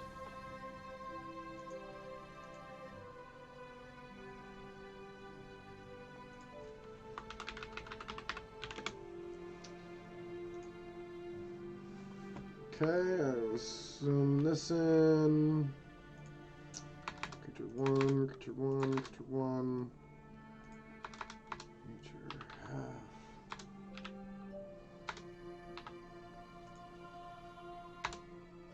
Creature 8.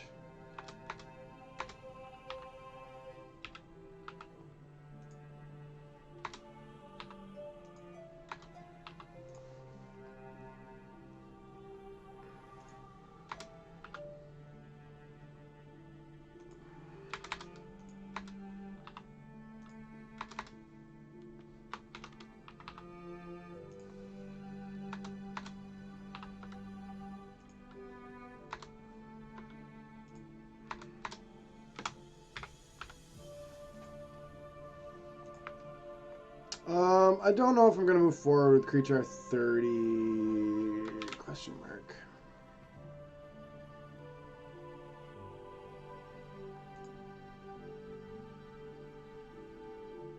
No, haven't missed anything. Actually, sorry, I need to switch my capture over.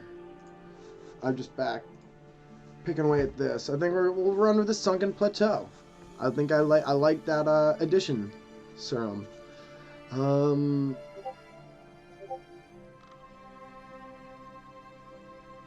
Misty Forest. So they're all going to be specific. So I need to do a tier 1 list of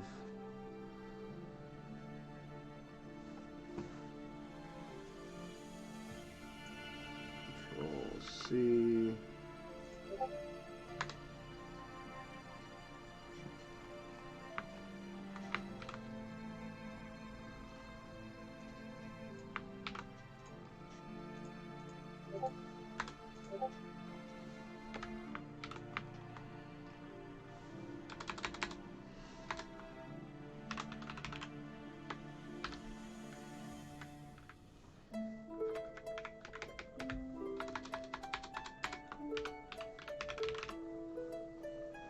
Laughing Hills. Oh, this is a it's a Theracane. That's rubbing my back. Oh, you're new here, Serum. So I just I'm like 2 months post-op from a shoulder surgery, so you might see me step away a lot. Just grab some ice. Have an ice pack here. Be massaging my back just to kind of keep myself in the chair, you know. But I've been doing better. Sleeping's been tough. Sleeping's the hardest thing for me right now. Like, when I have stuff to do, it's easy. But when I don't have stuff to do and I'm supposed to just be okay and just resting, it's hard. So right now, it's good. It's easy.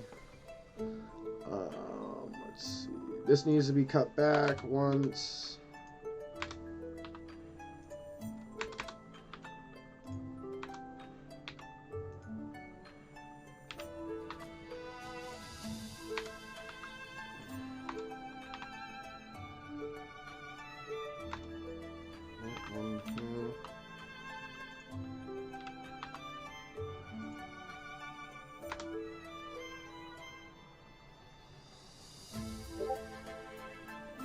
I guess that one never got changed. You can't go lower than 1.8.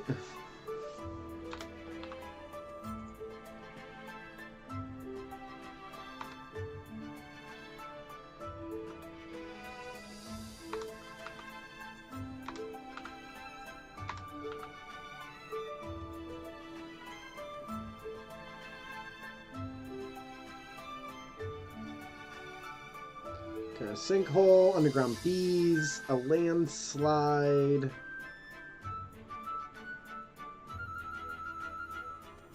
Ouch, that sounds painful. And anything back related, it's like, ugh. It starts there and then it doesn't stop. You know, it's just gonna keep being an issue the older you get. Thank you, I appreciate that. I've been, like I said, it's been going on just over 2 months now, so.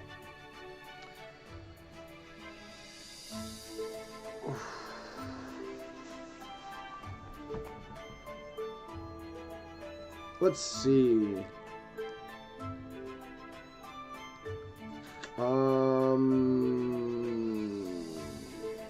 Giant frogs. These gonna be hills again. Okay, let's get some creatures up.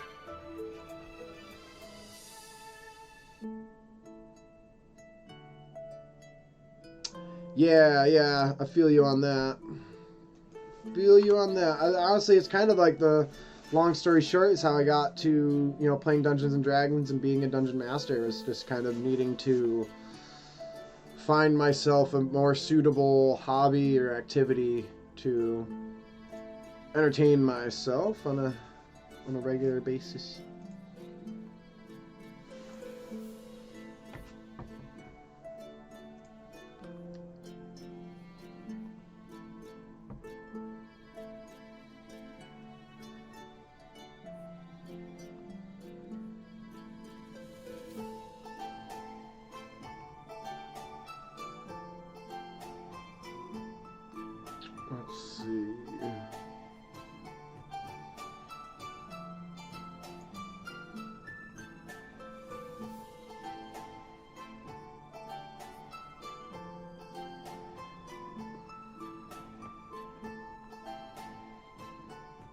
Tall, flightless bird with strong legs and heavy wood.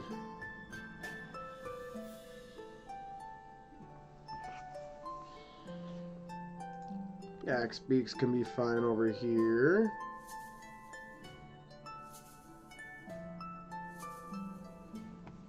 Let's look at our map.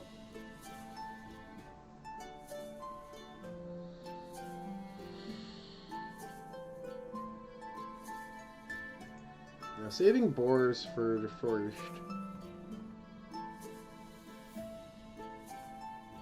Well, let's go with axe beaks.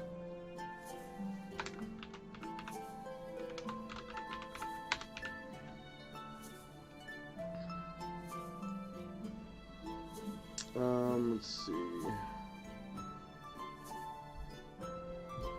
Frogs and giant lizards. What else could we do? Love blink dogs. Cave badger.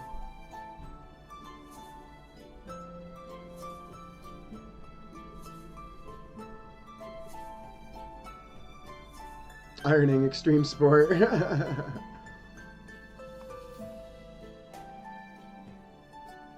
A deep Roth, a devil dog, dam, draft horse, stretch drow, elk, frontline medic, giant badger, giant bat, save the badgers for the first.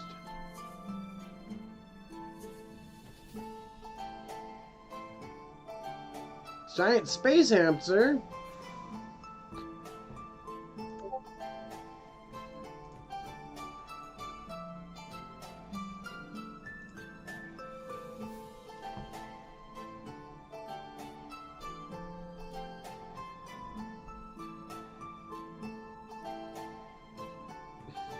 From Grung. Goblinoid.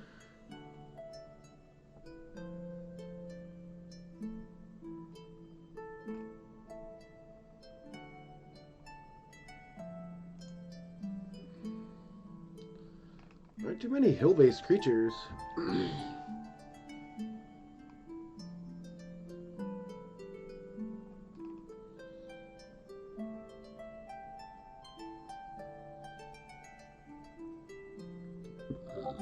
I think some methods work.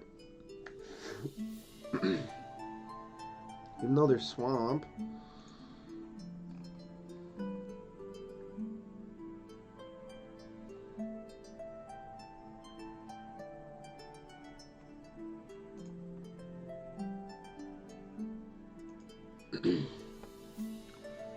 Methods could be a deal, a thing.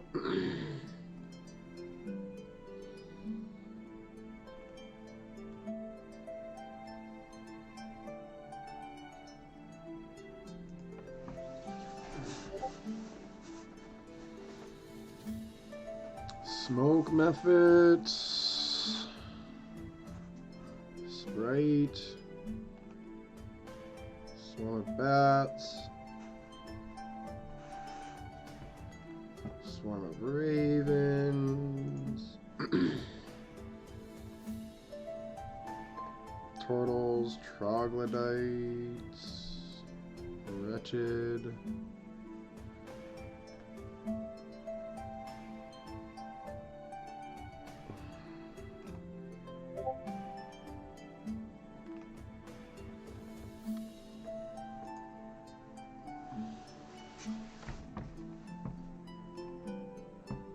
Apes, we're into 1/2. Let's look for methods. Yeah, that's what I was waiting to look that one up, Serum.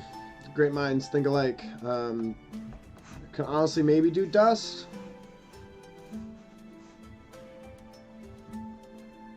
Mud, magma, ice, steam, smoke. Yeah, there's dust and mud. Maybe saving the methods and using the dust are half, though. I can use mud and dust. I think that's totally fine. So we're going to go with mud method here.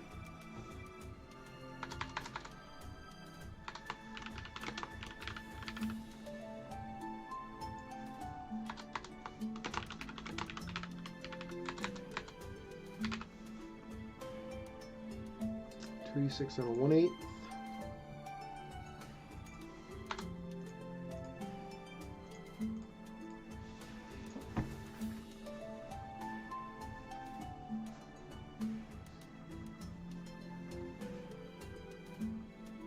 Let's see, bandits, barnacles.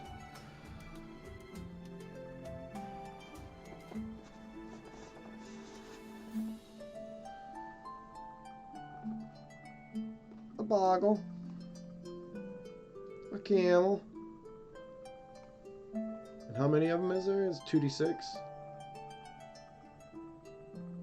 Bloodhawks.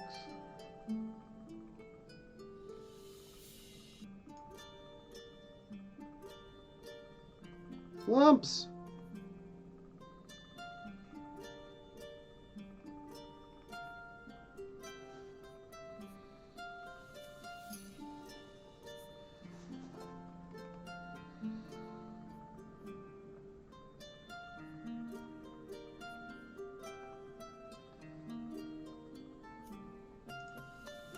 Poisonous snakes.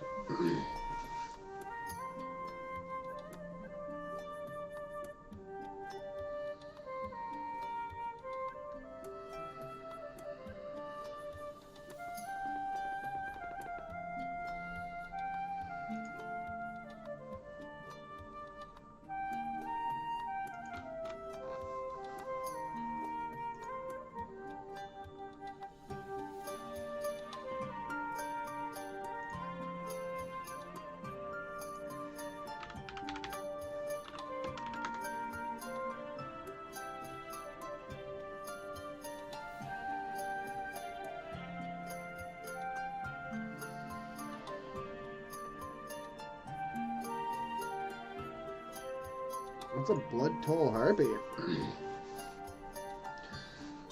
Grim places across Theros, preying on any pest and many wrenches face regular losses at the harpy's claws. Common casualties often referred to as a blood toll.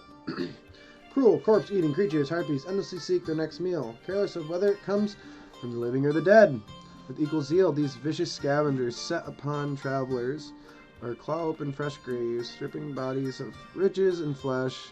Then they carry back any treasures or peeling bones they find to reeking nests situated in cramped caves or rotten trees.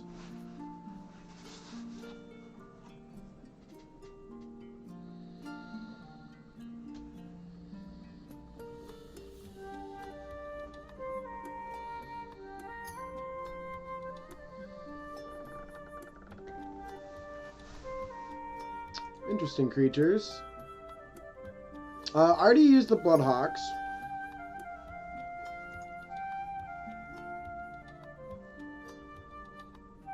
Kind of like these Blood Toll Harpies a bit.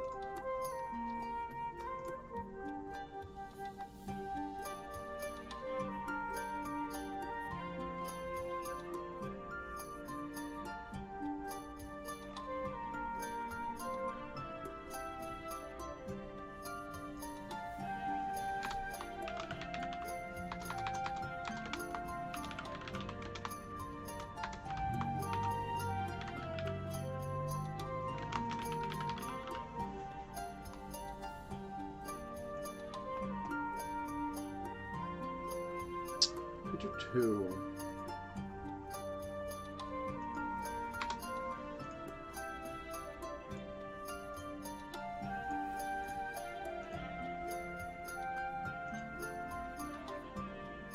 Let's see, any fun ones in here?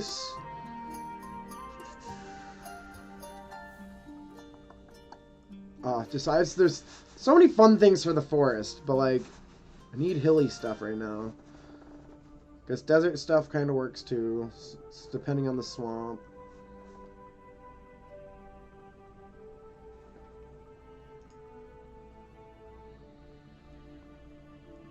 Ooh, the Bullywug Croaker.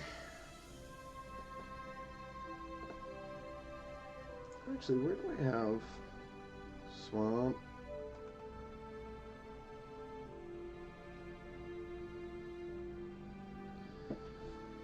That's on number 8. Number 8 is...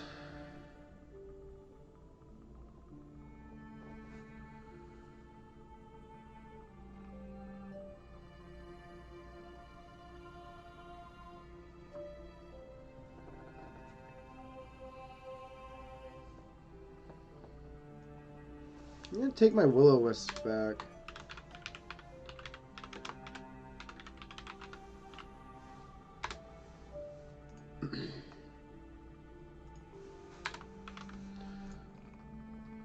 So I can use those in the forest. But, I probably should just call it here. I'm getting on 2 hours. It's an awfully good session we had. Thanks for the follow, Serum. I appreciate it. I normally stream a bit earlier, but not usually that early, like an hour I'm talking. So I'll be on tomorrow around the same time for, you know, just some conversation, some chatting. If you have any questions about your game or games that you're preparing, I love fielding those. I definitely appreciate the conversation we had today. Thought it was a lot of fun, and I can't wait for more in the future. Take it easy, everybody.